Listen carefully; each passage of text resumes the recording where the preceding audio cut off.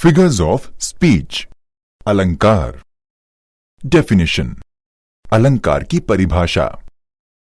अलंकार का सामान्य अर्थ है सजावट। श्रृंगार से जिस प्रकार नारी के सौंदर्य में वृद्धि हो जाती है, उसी प्रकार अलंकार के उचित प्रयोग से काव्य सौंदर्य में भी अभिवृद्धि हो जाती है। या ऐसा भी कह सकते हैं कि काव्य की शोभा बढ़ाने वाले तत्वों को फिगर्स ऑफ स्पीच या अलंकार कहते हैं। अर्थात अलंकार एक संदेश या सूचना कहने की एक विधि है जो भाषा के चारुत्व में वृद्धि करता है।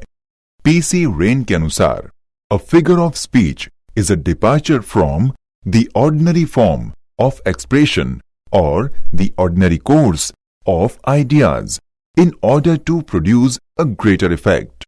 यह दूसरे शब्दों में कह सकते हैं कि use of words in a different way in order to make the language more forceful, impressive, pleasing, touching and charming kinds of figures of speech।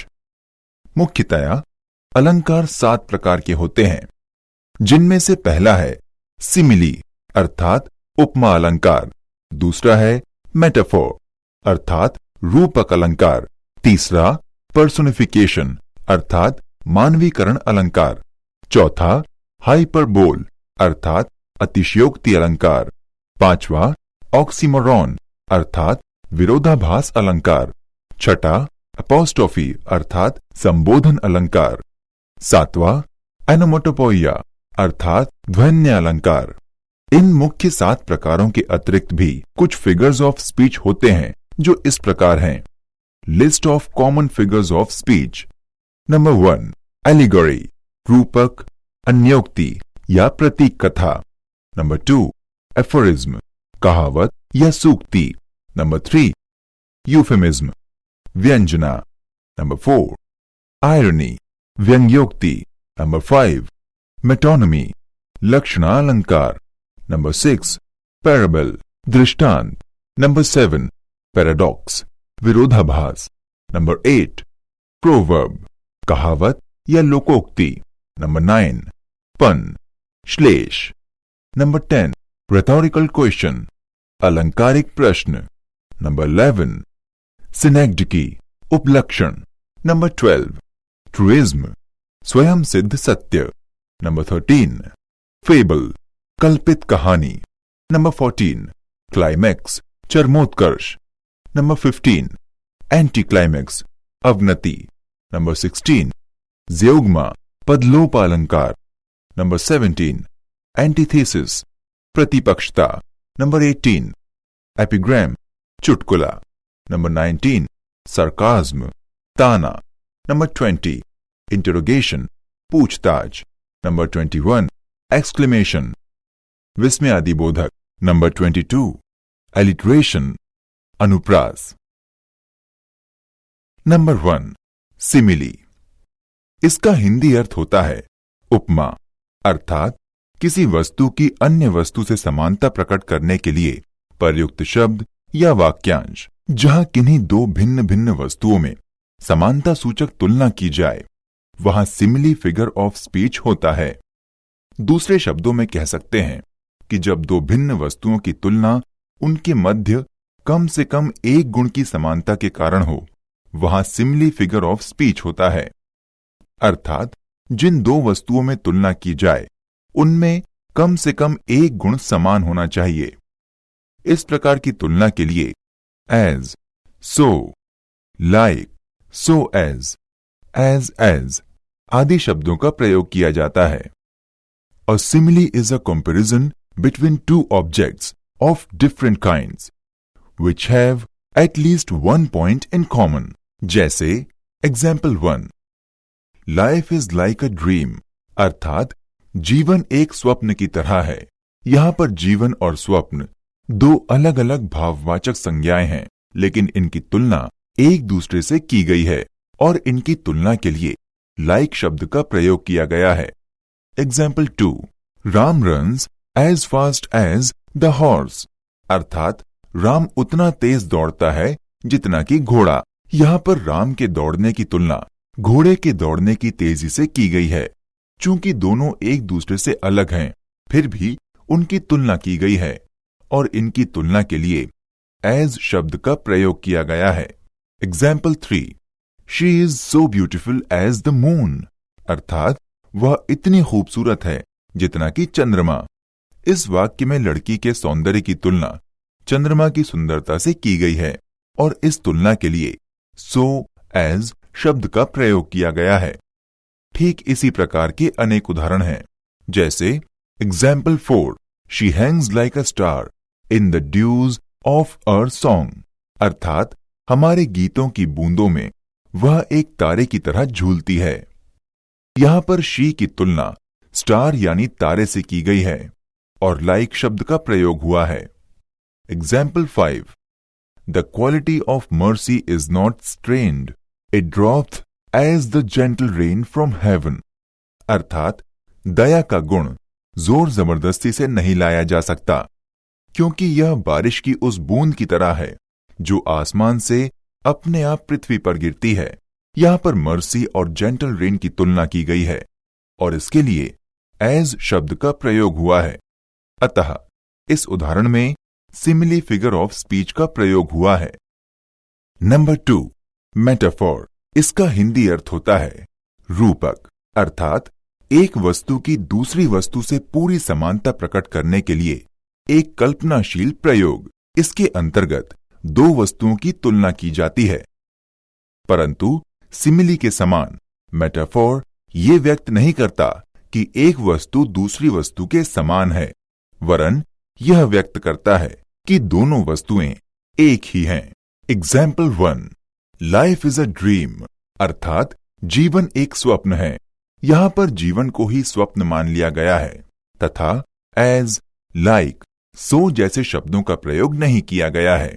वाक्य के हिंदी अर्थ से स्पष्ट है कि जीवन स्वप्न के समान नहीं वरन स्वप्न ही है। Example 2, the camel is the ship of the desert, अर्थात ऊंट रेगिस्तान का जहाज है। अतः यह मेटाफोर का प्रयोग किया गया है। लेकिन यदि हम कहें कि the camel is like the ship of the desert, अर्थात ऊंट रेगिस्तान के जहाज की तरह है, यहां पर दोनों ऊंट और रेगिस्तान के बीच तुलना की गई है और इसके लिए लाइक शब्द का प्रयोग किया गया है।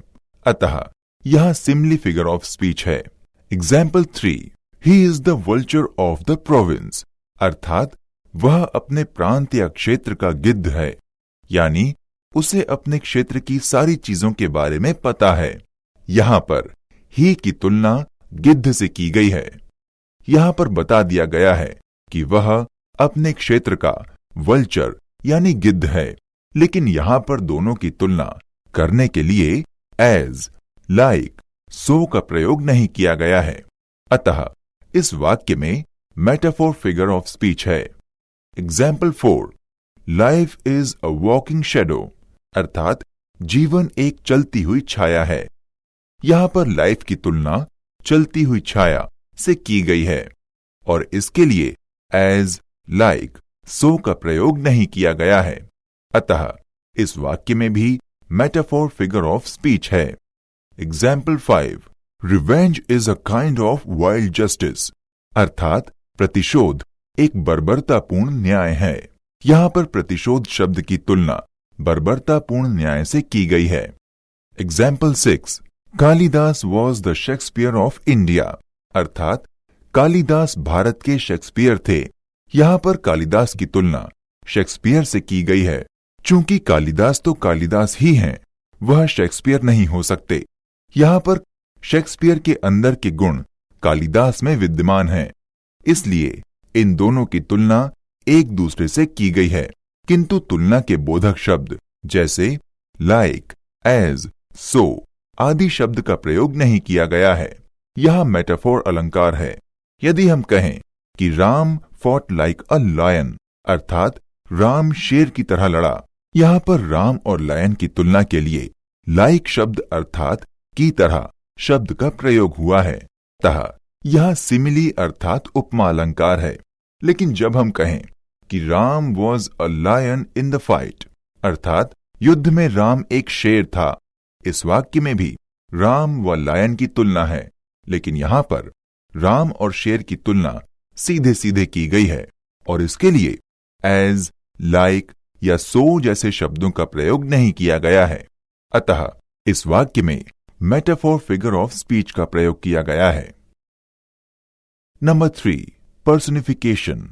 इसका हिंदी अर्थ होता है मानवीकरण, अर्थात किसी प्रत्यय अर्थात आइडिया या काल्पनिक ऑब्जेक्ट्स या भाववाचक संज्ञाओं का प्रयोग इस प्रकार करना जैसे कि वह कोई जीवित प्राणी हो, अर्थात एक प्रकार से मानवीय गुण प्रदान करना।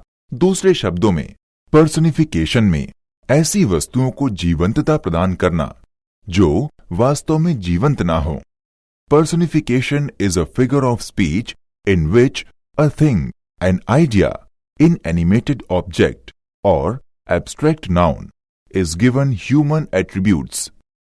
जैसे Example 1, Time and tide waits for none, अर्थात समय और ज्वार किसी का इंतजार नहीं करते। यहाँ पर समय एक विचार है जो दिखाई नहीं देता और ज्वार निर्जीव है, तथा इंतजार शब्द का प्रयोग समय और ज्वार के लिए किया गया है, जो समय और ज्वार को जीवंत करते हुए मानवीकृत कर रहा है। अतः इस वाक्य में पर्सनिफिकेशन फिगर ऑफ स्पीच है। Example 2, the fire swallowed the entire forest, अर्थात आग ने पूरे जंगल को निगल लिया। निगलने का कार्य कोई जीवित प्राणी ही कर सकता है, जो कि यहां आग द्वारा किया गया है और आग ने संपूर्ण जंगल को निगल लिया। अतः यहां पर आग का मानवीकरण किया गया है। Example 3, death lays her icy hand on king, अर्थात मृत्यु अपने बर्फ के समान ठंडे हाथ राजा के ऊपर फेरती है। यहां पर हाथ फेरने का काम मृत्यु कर रही है, जबकि मृत्यु कोई सजीव नहीं जिसके हाथ हों, जबकि ये तो मनुष्य या अन्य प्राणियों के पास होते हैं। अतः इस वाक्य में पर्सनिफिकेशन फिगर ऑफ स्पीच है। Number 4, apostrophe. इसका हिंदी अर्थ होता है संबोधन, अर्थात किसी को पुकारना। जहां किसी निर्जीव वस्तु या अमूर्त विचार को संबोधित किया जाए वह एपोस्ट्रोफी फिगर ऑफ स्पीच होता है। An apostrophe is a direct address to the dead, to the personified object और आइडिया। जैसे example 1, Milton thou living at this hour, अर्थात हे मिल्टन, तुम्हें आज जिंदा रहना चाहिए था। यहां पर मिल्टन एक मृतक व्यक्ति है जिसको संबोधित करते हुए कहा गया है कि काश आप आज तक जिंदा होते। अतः इस पंक्ति में एपोस्ट्रोफी फिगर ऑफ स्पीच है। Example 2, O grave where is the victory, अर्थात हे कब्र, तुम्हारी विजय कहाँ है। यहां पर कब्र को संबोधित करके पूछा जा रहा है कि तुम्हारी विजय किस जगह है। अतः इस पंक्ति में भी एपोस्ट्रोफी फिगर ऑफ स्पीच है। Example 3, O death where is the sting, अर्थात हे मृत्यु, तुम्हारा डंक या टूंड कहाँ है। यहां पर मृत्यु से पूछा जा रहा है कि उसका डंक कहाँ है, जिससे वह लोगों को डस लेता है और लोग मर जाते हैं। मृत्यु कोई सजीव नहीं जो उत्तर दे। अतः इस पंक्ति में एपोस्ट्रोफी फिगर ऑफ स्पीच है। Example 4, O world, O life, O time, on whose last step I climb, अर्थात हे संसार, हे जीवन, हे समय, किसके पद चिन्हों पर मैं चलूं। यहां पर संसार, जीवन और समय को संबोधित किया गया है जो सजीव नहीं है। अतः इस पंक्ति में एपोस्ट्रोफी फिगर ऑफ स्पीच है। Number 5, hyperbole. इसका हिंदी अर्थ होता है अतिशयोक्ति, अर्थात किसी वस्तु की विशेषता को बढ़ा चढ़ाकर वर्णन करना। जहां किसी वस्तु या व्यक्ति का बढ़ा चढ़ाकर वर्णन किया जाए वहां पर हाइपरबोल फिगर ऑफ स्पीच होता है। जैसे example 1, all the perfumes of Arabia will not Sutton this little hand, अर्थात अरब देश का संपूर्ण सुगंधित पदार्थ इस छोटे से हाथ को नहीं महका सकता। यहां पर कहने का तात्पर्य यह है कि एक छोटे से हाथ को पूरे अरब देश का सुगंधित पदार्थ नहीं धो सकता। जो बहुत ही बढ़ा चढ़ाकर कहा गया है और सुनते ही असत्य लग रहा है। Example 2, Belinda smiled and all the world was gay, अर्थात बेलिंडा मुस्कुराई और पूरी दुनिया खुश हो गई। अब प्रश्न यह उठता है कि मात्र बेलिंडा, जो एक महिला है, के मुस्कुराने पर क्या पूरी दुनिया प्रसन्न हो सकती है? उत्तर स्वरूप नहीं सामने आता है। अतः यहाँ पर हाइपरबोल, अतिशयोक्ति अलंकार का प्रयोग किया गया है। Example 3, reverse of blood flowed in the battle, अर्थात युद्ध में खून की नदियां बह चली। ध्यान दें कि युद्ध में खून तो बहता है, लेकिन क्या खून की नदियां भी बहती हैं? अतः यहां पर हाइपरबोल अलंकार है। Number 6, oxymoron. इसका हिंदी अर्थ होता है विरोधाभास, अर्थात ऐसा वाक्यांश जिसमें दो विपरीत या विरोधी अर्थ वाले शब्दों का प्रयोग हुआ हो। जहां पर किसी एक ही वस्तु में दो विरोधी गुणों को प्रदर्शित किया जाए, वहां ऑक्सीमोरॉन फिगर ऑफ स्पीच होता है, अर्थात विरोधाभास अलंकार होता है। जैसे example 1, I like a smuggler, he is the only honest thief, अर्थात मैं एक तस्कर को पसंद करता हूं, केवल वही ईमानदार चोर हैं। यहां पर दो विरोधी विचारों को रखा गया है, एक है तस्कर, दूसरा है ईमानदार चोर। ये दोनों अच्छे और बुरे गुण एक ही व्यक्ति के हैं, अतः यहाँ पर दो भिन्न भिन्न गुणों को एक साथ रखा गया है। इस उदाहरण में ऑक्सीमोरॉन फिगर ऑफ स्पीच है। Example 2, and having nothing he has all, अर्थात कुछ भी ना होते हुए भी उसके पास सब कुछ है। अब प्रश्न यह है कि जब उसके पास कुछ नहीं है तो सब कुछ कैसे हो सकता है? अतः यहाँ पर ऑक्सीमोरॉन अर्थात विरोधाभास है। Example 3, he is the wisest fool in his group, अर्थात वह अपने समूह में सबसे बुद्धिमान मूर्ख है। प्रश्न है कि वह बुद्धिमान है या मूर्ख? अतः दोनों शब्दों अर्थात मूर्ख और बुद्धिमान में विरोधाभास है, अतः इस वाक्य में ऑक्सीमोरॉन फिगर ऑफ स्पीच है। Example 4, I am busy doing nothing, अर्थात कुछ ना करते हुए भी मैं व्यस्त हूं। यहां पर कहने का तात्पर्य है कि मैं कुछ नहीं कर रहा हूं, फिर भी मैं व्यस्त हूं। कुछ ना करना और व्यस्त रहना दोनों एक दूसरे के विरोधी गुण हैं, जिनको एक साथ रखा गया है। नंबर 7, ओनोमेटोपोइया। इसका हिंदी अर्थ होता है ध्वन्य अलंकार, अर्थात शब्दों का ध्वनि विन्यास संबंधित वास्तविक ध्वनियों के अनुसार होना। इस अलंकार में ध्वन्यात्मक शब्दों का प्रयोग होता है जो वाक्य के भाव या अर्थ को स्पष्ट करने में सहायक होते हैं। Example 1, grunt grunt goes the hog, अर्थात सुअर गुर्राने के बाद नोचने के लिए दौड़ता है। यहाँ पर ग्रंट ग्रंट शब्द का अर्थ है सुअर के गुर्राने की आवाज। अतः इस वाक्य में ध्वनि ग्रंट यह बोध करा रही है कि हमलावर जानवर सुअर है, जिसका वाक्य में कोई उल्लेख नहीं। अतः इस वाक्य में ओनोमेटोपोइया फिगर ऑफ स्पीच है।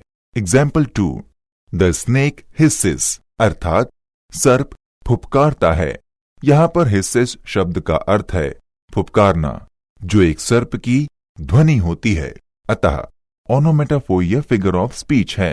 Example 3, I chatter chatter as if I flow to join the brimming river, अर्थात मैं इस प्रकार से बात कर रहा था मानो कि भरी हुई नदी को पाने के लिए बह गया था। यहाँ पर चैटर का अर्थ है बकवास करना या चहचहाना।